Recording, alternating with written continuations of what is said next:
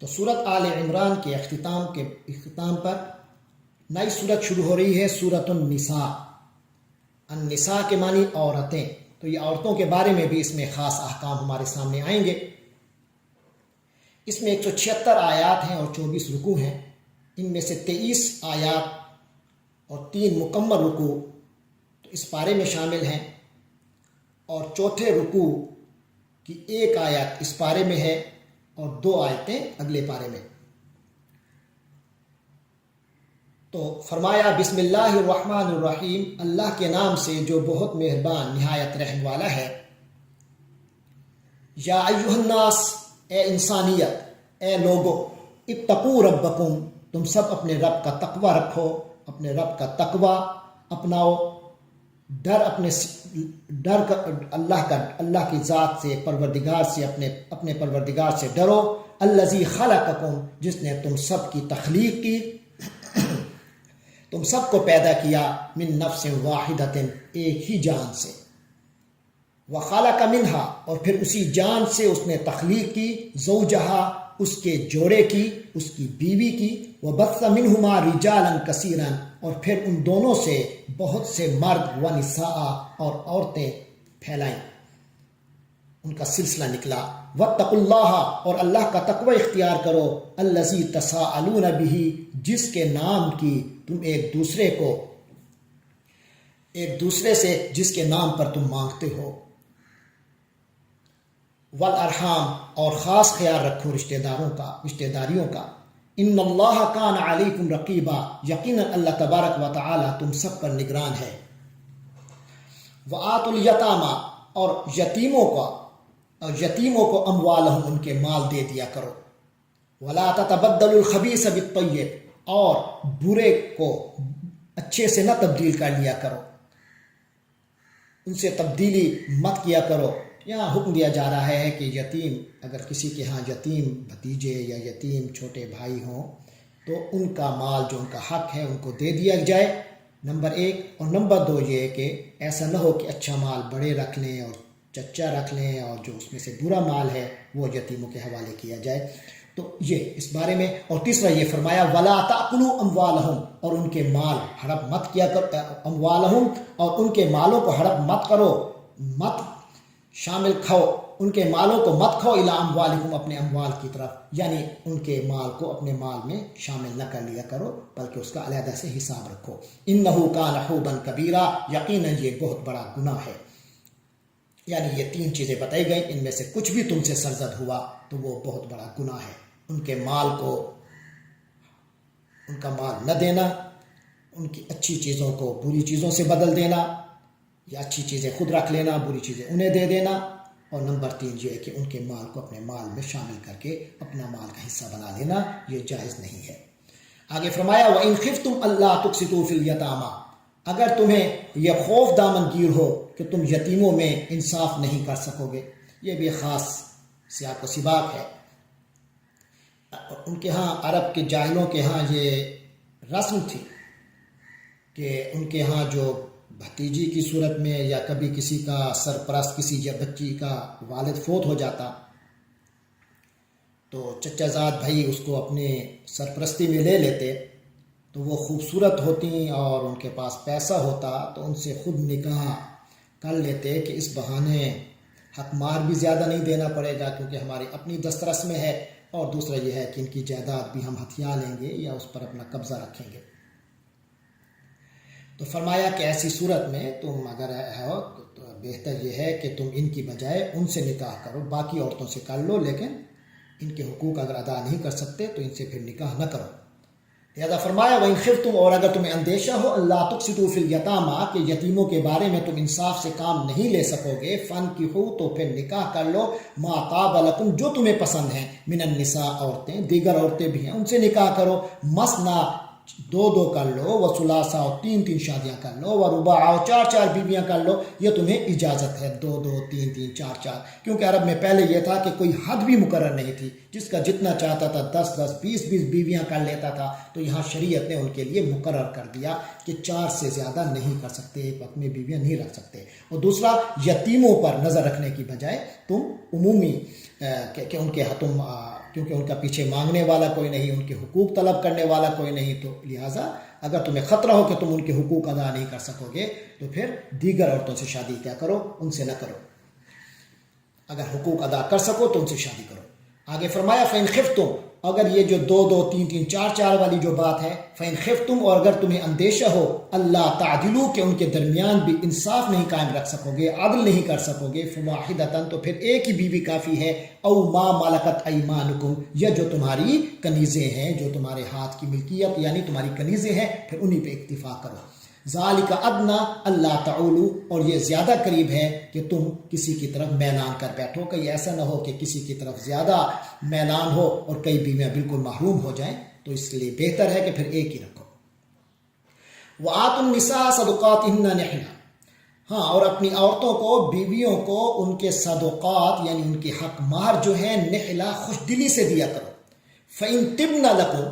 اور اگر وہ خود اپنی مرضی سے راضی ہو جائیں، عن شیء منہ، اس میں سے کچھ کے بارے میں، نفسا، فإن طبن لکم عن شیء منہ نفسا، اگر وہ خود ہی کسی چیز کے بارے میں راضی ہو جائیں، وہ تمہیں خود عطا کر دیں یا کچھ معاف کر دیں، فَاكُلُوهُ، تو پھر اس کو کھاؤ، ہنیئا، مزے لے کر، مریا، خوشگوار طریقے، ہنیئا، خوشگوار طریقے سے، مریا، مزے لے کر پھر اسے کھاؤ۔ وَلَا تُؤْتُوا السُّفَهَاءَ أَمْوَالَكُمُ الَّتِي جَعَلَ اللَّهُ لَكُمْ قِيَامًا، ہاں، یہ یتیموں کے حوالے سے بتایا جا رہا ہے کہ وَلَا تُؤْتُوا السُّفَهَاءَ، اور بے وقوفوں کو، ناسمجھ لوگوں کو مت دو، اموالکم، اپنے مال و دولت، یعنی اگر تمہاری سرپرستی میں کوئی یتیم ہے اور اس کے پاس مال ہے تو اس کے مال اس کے حوالے ایسے نہ کر دو، اس کی سوجھ بوجھ دیکھو، جیسے آگے آئے گا۔ تو فرمایا وَلَا تُؤْتُوا السُّفَهَاءَ، بے وقوفوں کو، ناسمجھ لوگوں کو اپنے مال نہ دے دیا کرو، الَّتِي جَعَلَ اللَّهُ لَكُمْ، ایسا مال جو اللہ نے تمہارے لیے بنایا ہے، قیاماً، روزگار کا ذریعہ، گزران کا ذریعہ، تو لہٰذا اس کو ایسے ضائع نہ کیا کرو۔ وَارْزُقُوهُمْ فِيهَا، البتہ ان کو اس مال میں سے کھلا دیا کرو، وَاكْسُوهُمْ، اور ان کو پہنایا کرو، وَقُولُوا لَهُمْ قَوْلًا مَعْرُوفًا، اور ان سے اس بارے میں اچھی گفتگو کیا کرو، یعنی کہ اگر وہ کوئی ڈیمانڈ کریں، حالانکہ ان میں سوجھ بوجھ نہیں ہے لیکن اس کے باوجود وہ ڈیمانڈ کریں، تو اچھے طریقے سے انہیں سمجھا دیا کرو، لڑ کر نہیں۔ آگے فرمایا وَابْتَلُوا الْيَتَامَى، اور یتیموں کو آزماتے رہو، حتیٰ، یہاں تک کہ اذا بلغ النکاح، جب وہ نکاح کی مدت کو پہنچ جائیں یعنی بالغ ہو جائیں۔ فَإِنْ آنَسْتُم مِّنْهُمْ رُشْدًا، تو پھر اگر تم ان کے اندر سوجھ بوجھ پاؤ، محسوس کرو کہ اب سوجھ بوجھ آ گئی ہے، پیسے کی سمجھ آ گئی ہے، فَادْفَعُوا إِلَيْهِمْ أَمْوَالَهُمْ، تو پھر ان کے مال ان کے حوالے کر دو، وَلَا تَأْكُلُوهَا إِسْرَافًا، اور جب تک ان کے حوالے نہیں کرتے اس وقت تک اس کو فضول خرچی سے مت کھاؤ، نہ انہیں فضول خرچی سے خرچ ان پر کرو، وَبِدَارًا، اور نہ ہی جلد بازی سے، أَن يَكْبَرُوا، کہ کہیں وہ بڑے نہ ہو جائیں، کہ ایسا نہ ہو کہ وہ بڑے ہو جائیں تو سارا مال میرے ہاتھ سے پہلے ہی نکل جائے تو میں خود ہی خرچ کر ڈالوں، تو اس سے بچو۔ ومن کان غنیًا، اور تم میں سے جو غنی ہو، یعنی ومن کان غنیًا، اور جو شخص غنی ہو یعنی امیر ہو، اللہ نے اس کو عطا فرمایا ہوا دولت، فلیستعفف، تو اسے تو پوری طرح بچنا چاہیے، یعنی یتیم کے مال میں سے اپنا کچھ حصہ بھی نہیں رکھنا چاہیے،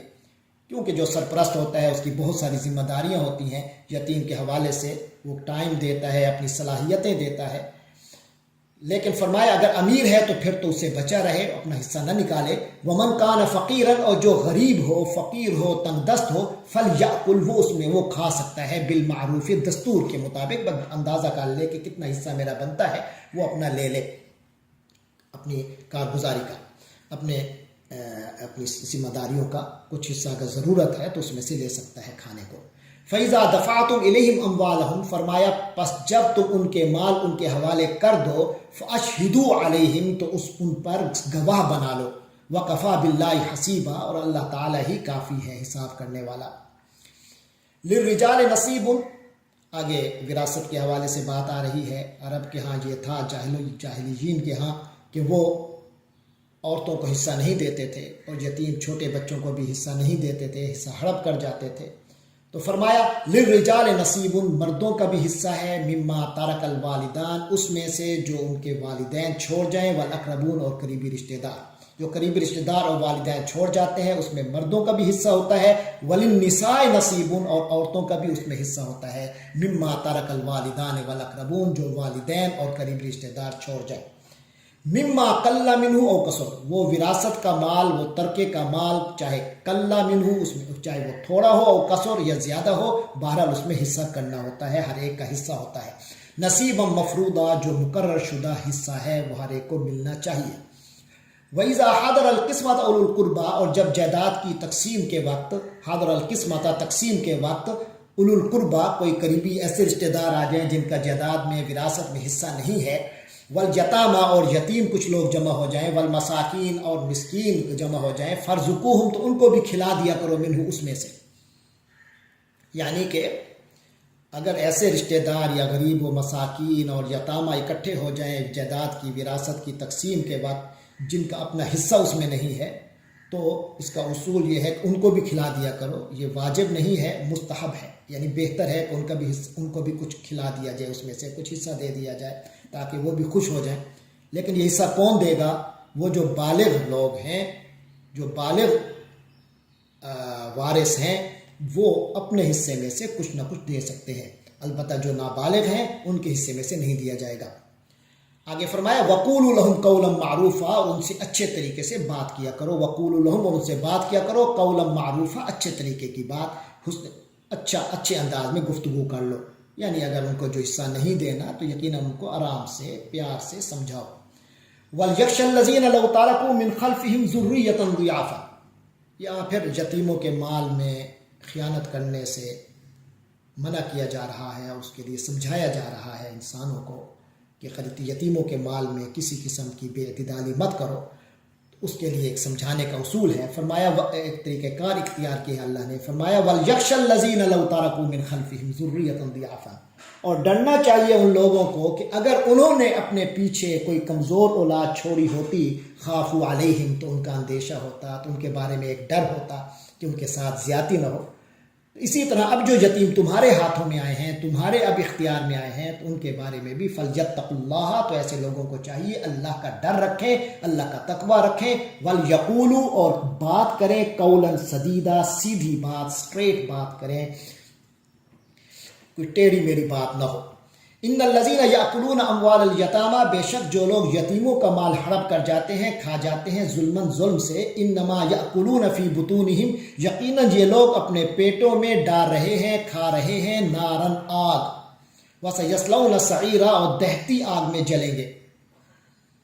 اس کے بعد ورثاء کے حصوں کی بات آ رہی ہے۔ فرمایا یوصیکم اللہ فی اولادکم، اللہ تعالیٰ تمہیں تمہاری اولاد کے بارے میں وصیت کرتا ہے، للذکر مثل حظ الانثیین، کہ مذکر کے لیے، نر کے لیے، لڑکے کے لیے 2 لڑکیوں جتنا حصہ ہے۔ فَإِن كُنَّ نِسَاءً، پھر اگر وہ کئی لڑکیاں ہوں، کئی عورتیں ہوں، فوق اثنتین، 2 یعنی 2 ہو، فوق اثنتین یا 2 سے زیادہ ہو، فَلَهُنَّ ثُلُثَا مَا تَرَكَ، تو ان کے لیے 2/3 حصہ ہوگا جائیداد میں سے۔ وَإِن كَانَتْ وَاحِدَةً، اور اگر وہ ایک ہی بچی ہو، فَلَهَا النِّصْفُ، تو اسے آدھی جائیداد کا حصہ دیا جائے گا۔ یعنی بھائی کوئی نہیں ہے اور بہن بھی صرف، اور اس کی بیٹی بھی مورث کی یعنی مرنے والے کی بیٹی بھی ایک ہی تھی، تو پھر اس کو جائیداد کا آدھا حصہ دیا جائے گا۔ والی ابویہ، اور اس مرنے والے کے ماں باپ کو، لکل واحدن، ماں باپ میں سے ہر ایک کو، منہما، ان دونوں میں سے ہر ایک کو، السدس، چھٹا حصہ ملے گا، مما ترکا، اس کے ترکے میں سے، ان کان لہ ولد، اگر اس کی کوئی اولاد ہے۔ فَإِن لَمْ يَكُنْ لَهُ وَلَدٌ، لیکن اگر اس مرنے والے کی کوئی اولاد نہیں ہے، وَوَارِثُهُ أَبَوَاهُ، اور اس کے صرف والدین ہی وارث ہیں، فَلِأُمِّهِ الثُّلُث، پھر اس کی ماں کو تیسرا حصہ ملے گا۔ فَإِن كَانَ لَهُ إِخْوَةٌ، لیکن اگر اس مرنے والے کے بہن بھائی ہیں، فَلِأُمِّهِ السُّدُسُ، تو اس کی ماں کو چھٹا حصہ ملے گا، من بعد وصیت، اس وصیت کے بعد، یوسی بہا، جس کی اس نے وصیت کی ہو، او دین، یا قرض اتارنے کے بعد۔ ہاں، یہاں یہ واضح کر دیا گیا کہ وراثت کی تقسیم بعد میں کی جائے گی، سب سے پہلے اس کا قرضہ اتارا جائے گا جو اس مرنے والے کے ذمے ہے۔ جب قرضہ اتار دیا جائے تو اس کے بعد جو اس نے وصیت کی ہوئی ہے تو اس وصیت پر عمل کیا جائے گا۔ وصیت کے بارے میں بھی 2 اصول یاد رکھیں۔ پہلا اصول تو یہ ہے کہ وصیت اس کے بارے میں نہیں کی جا سکتی جو آلریڈی وارث ہے، لا وصیت للوارث، جو آلریڈی وارث ہے اس کے بارے میں کوئی وصیت نہیں کی جا سکتی. اس کے علاوہ کے لیے اگر اس نے کوئی وصیت کی ہوئی ہے مرنے والے نے تو وہاں اس وصیت کو پورا کیا جائے گا. لیکن اس میں بھی ایک اور شرط ہے کہ وہ بھی 1/3 سے زیادہ نہ ہو، ٹوٹل جائیداد کے 1/3 سے زیادہ نہ ہو، 1/3 سے زیادہ نہ ہو. تو لہذا فرمایا یہ جو جائیداد کی تقسیم ہے یہ کی جائے گی من بعد وصیت یوصی بہا، اس وصیت کے بعد جو اس نے وصیت کی ہے مرنے والے نے، او دین، یا اس پر جو قرض ہے وہ قرض کی ادائیگی کے بعد. آباؤکم و ابناؤکم، یہاں یہ اصول بتایا جا رہا ہے کہ کچھ لوگوں کا خیال ہوتا ہے نہیں اس کو حصہ زیادہ ملنا چاہیے تھا، فلاں کو زیادہ ملنا چاہیے تھا. تو اللہ تعالیٰ فرما رہے ہیں کہ آباؤکم، تمہارے باپ دادا ہو، و ابناؤکم، یا تمہارے بچے اور اولاد ہو، لا تدرون، تمہیں نہیں پتا، ایہم اقرب لکم نفعا، کون تمہارے لیے فائدے میں سب سے زیادہ قریب ہے، زیادہ بہتر ہے، کس پہ تمہیں فائدہ زیادہ ہے، کس پہلو میں زیادہ فائدہ ہے، یہ تمہیں نہیں پتا. لہذا فریضۃ من اللہ، اللہ کی طرف سے مقرر کردہ ہے، یعنی جو اللہ کی طرف سے مقرر کیا جا چکا ہے اس میں تمہیں دخل نہیں دینا چاہیے. جیسے اللہ نے تقسیم کی ہے ویسے ہی تقسیم کرو. ان اللہ کان علیما حکیما، یقیناً اللہ تبارک و تعالی تو علم رکھنے والے، حکمت رکھنے والے ہیں.